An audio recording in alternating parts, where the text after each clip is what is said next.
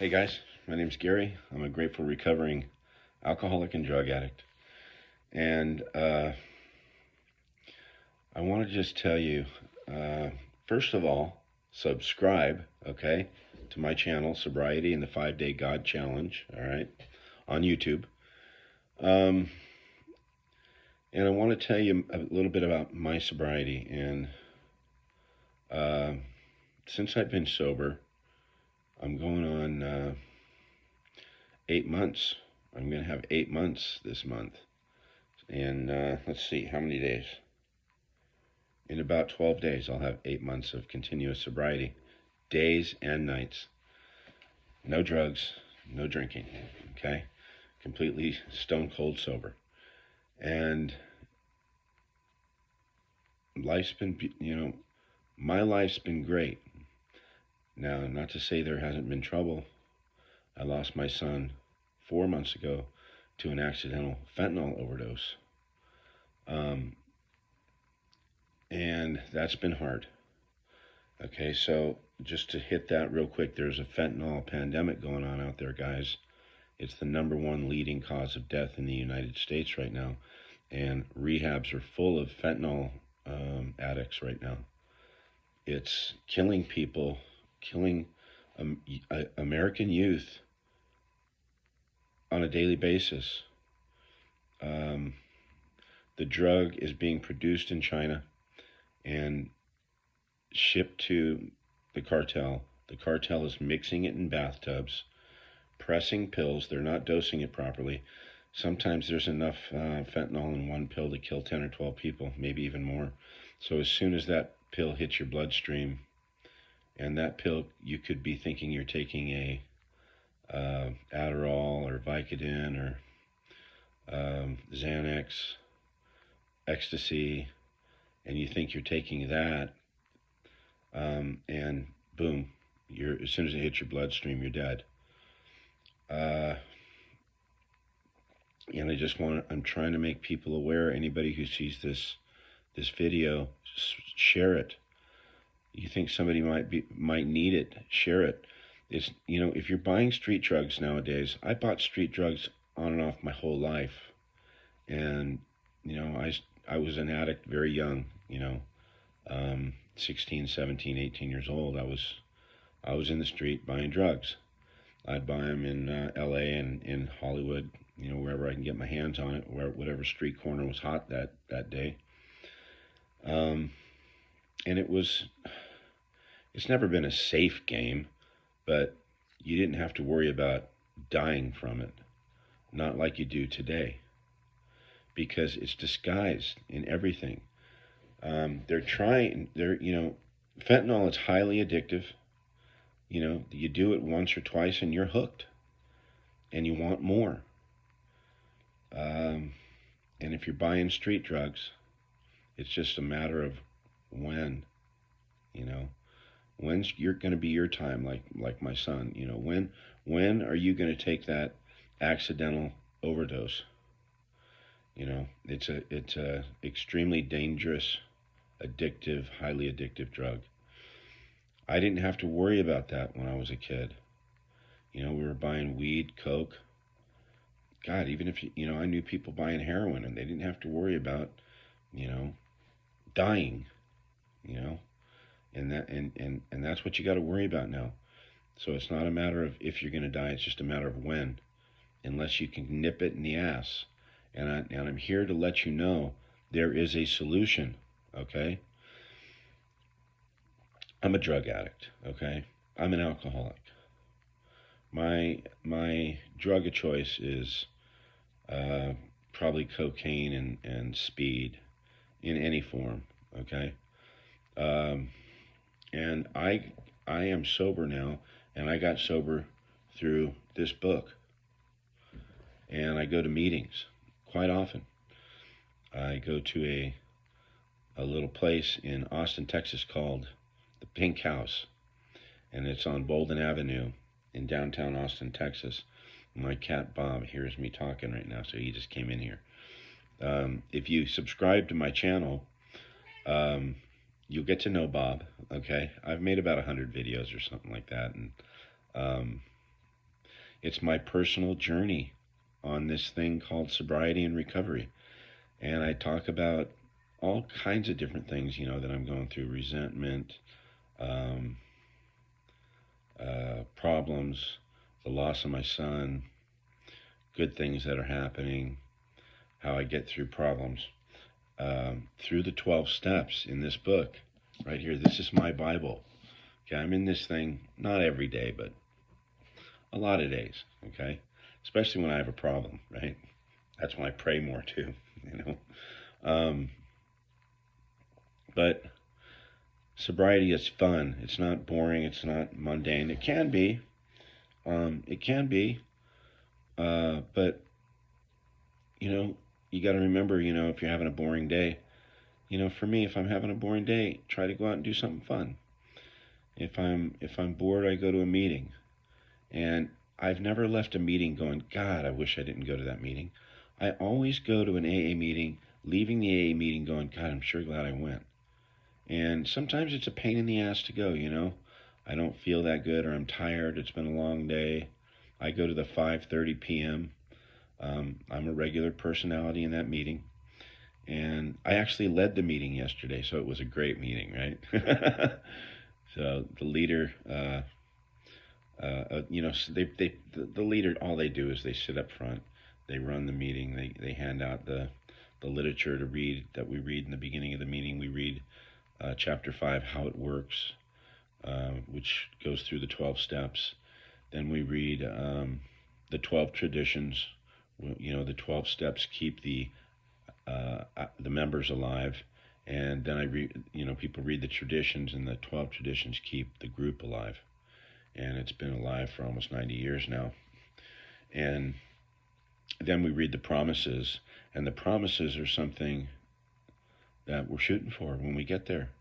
Because when we get to AA or NA, or when we get sober, you don't have to go to NA or AA. It makes it a lot easier. But,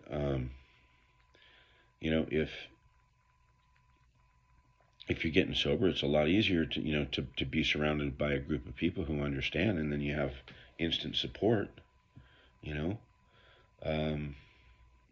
It's hard to do on your own. I mean, it really is, because the disease of alcoholism, alcohol is but a symptom, right? Hard to explain without in just a short video, but once I remove alcohol, I'm still put together the same way. There's a lot of reasons why I drank. My disposition, my irritability, my insecurities, all that stuff. And you got to address that stuff. And the best way that I've found in my 56 years on this planet is filtering my life through those 12 steps. And it calms that I talk about, right? That discomfort, that dis-ease, that reason why we, when we take that drink, that first drink, or do that first drug, and we get that feels better, that relief, we're getting that relief from what? From that, right? That stuff, those knots, we don't fit in, we don't, people don't understand us. Why am I so temperamental? Why am I so insecure? Why am I so jealous? Why am I so possessive? Why am I so this, that?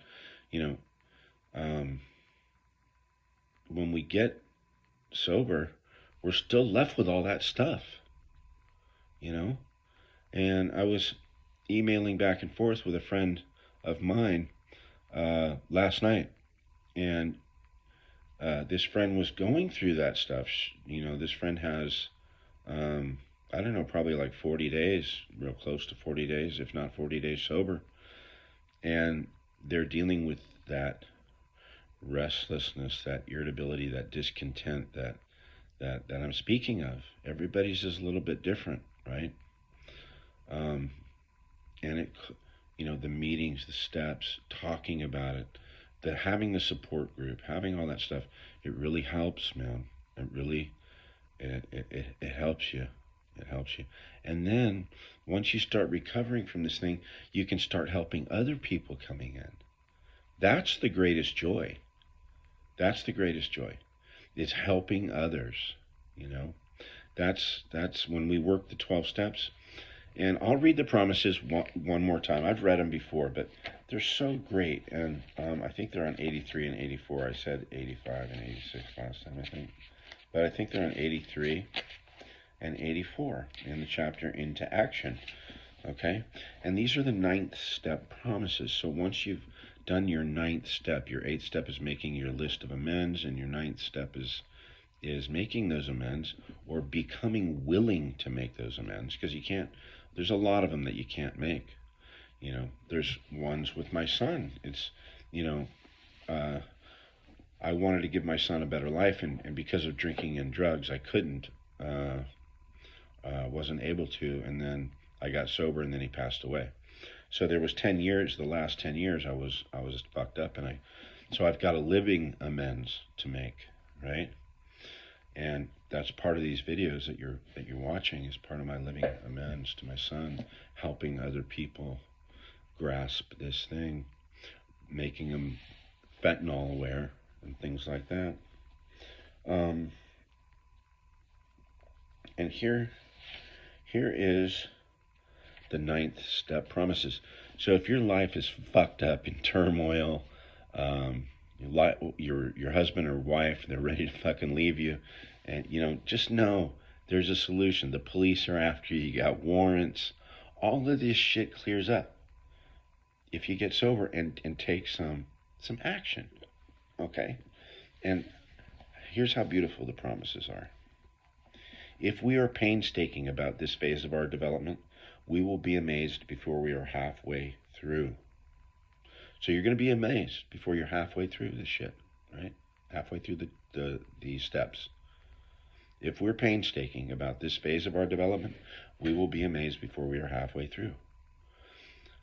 We are going to know a new freedom and a new happiness. We will not regret the past, nor wish to shut the door on it. We will comprehend the word serenity, and we will know peace. No matter how far down the scale we have gone, we will see how our experience can benefit others. That feeling of uselessness and self-pity will disappear. We will lose interest in selfish things and gain interest in our fellows. Self-seeking will slip away. Our whole attitude and outlook upon life will change. That's happened for me. All of these have happened. That feeling of uselessness and self-pity will disappear. We will lose interest in selfish things and gain interest in our fellows. Self-seeking will slip away. Our whole attitude and outlook upon life will change. Fear of people and of economic insecurity will leave us. We will intuitively know how to handle situations that used to baffle us. We will suddenly realize that God, our higher power, whatever you want to say, we will suddenly realize that God, or our higher power, is doing for us what we could not do for ourselves. We will suddenly realize that God is doing for us what we could not do for ourselves. Are these extravagant promises? We think not. They are being fulfilled among us, sometimes quickly, sometimes slowly, but they will always materialize if we work for them. If we work for them, and working for them is not drinking today and doing the 12 steps. That's how I do it, okay? I promote anybody out there who doesn't want to drink and is trying not to drink that day, or doesn't want to do drugs that day. I got your back, man. If I'm here to help in any way that I can. Subscribe, send me an email. My email address is 5 day God challenge. So 5-day God challenge at gmail.com. You can also send me a message in the little message box. I return all my messages. I'm not as quick if you email because I don't check it every day, and I should because I had a bunch last night. I hadn't checked it for a few days, and I feel bad. So I get bad about that sometimes. But I'm usually checking the the comments. I scroll through and check comments. Um, so it's fun, man. Today I have the whole day in front of me. It's 9:30 a.m.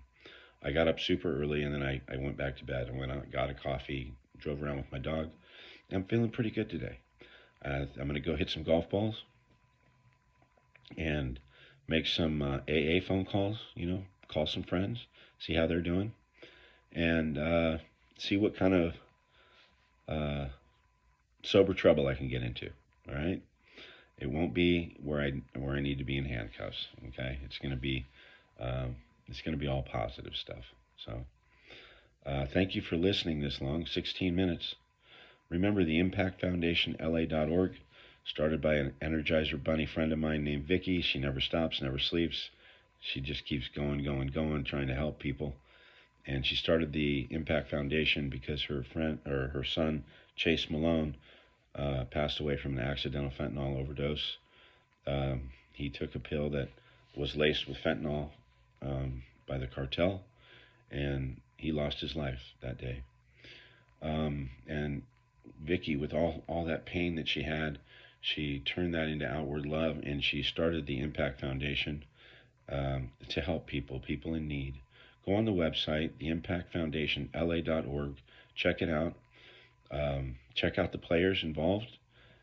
Look at what the foundation does, and donate because it needs your donations in order for it to fly. So if you could help out in any way, that would be awesome. So have a happy Sunday, you guys, and stay sober. Talk to you later.